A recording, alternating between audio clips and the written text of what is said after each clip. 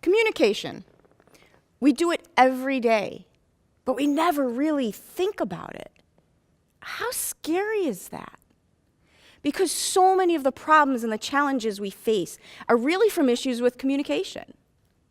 Because a lot of times it's about that conversation you needed to have, but you didn't have it.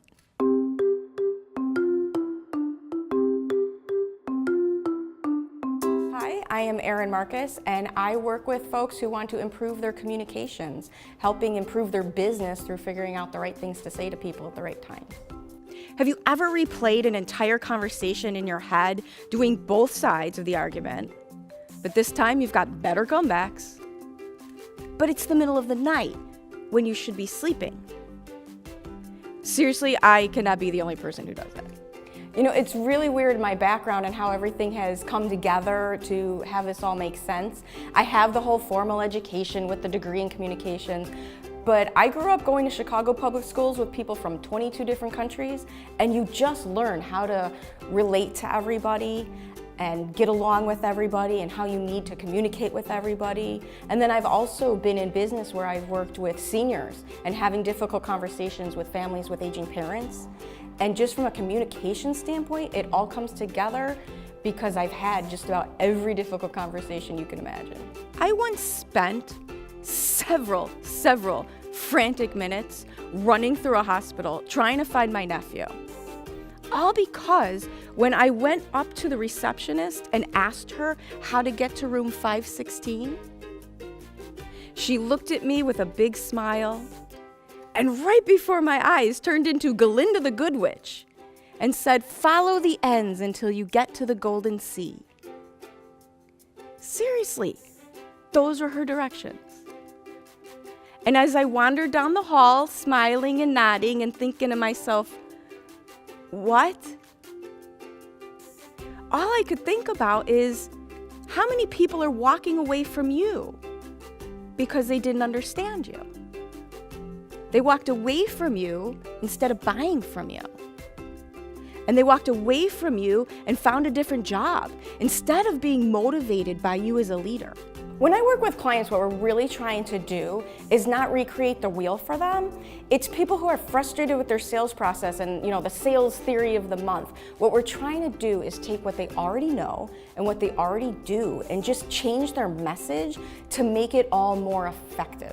A customer who has been wronged is not so upset about the mistake that was made as they are about whether or not you care that that mistake was made. Because here's the thing, you won't fix a problem if you don't even care that there was a problem. Most clients reach out to me when they're just frustrated, when they know their business should be doing better and they're not sure why it's not, when they've tried a bunch of different things and nothing seems to have worked, or they didn't get the results they wanted out of their sales training. And I also work with a lot of my clients on team issues when they have teams made up of different genders, different generations, and maybe there's some difficulties going on how to get everybody on the same page and working in the same direction. That's really when I come to help people. Erin had great stories to tell. She really brought her content to life.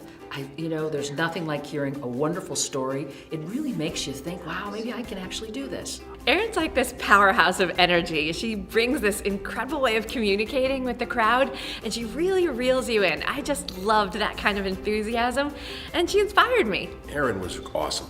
Loved everything she did, just grabbed a hold of us. We wanted to follow her, we stayed with her, it was great. To me, the whole thing about communication and how critical it is really hits home. Good program. They're really ready to take their business to the next level. They've gotten as far as they could go with what they knew inherently how to do, and now they really want to bump it up. They really want to see what they can accomplish. They know they can do more, and they're not sure how to get there. That's the people who reach out to me and the people I think that I'm able to help the most. Is being on the receiving end of you a welcoming environment? Or are you pushing people away, killing any of your chances of whatever you're trying to succeed? And you don't even realize it. Having that conversation with a client about what is it really like to be on the receiving end of them, those are some of the hardest conversations that I have to have. The key to navigating just about any conversation is really about how you've made a connection.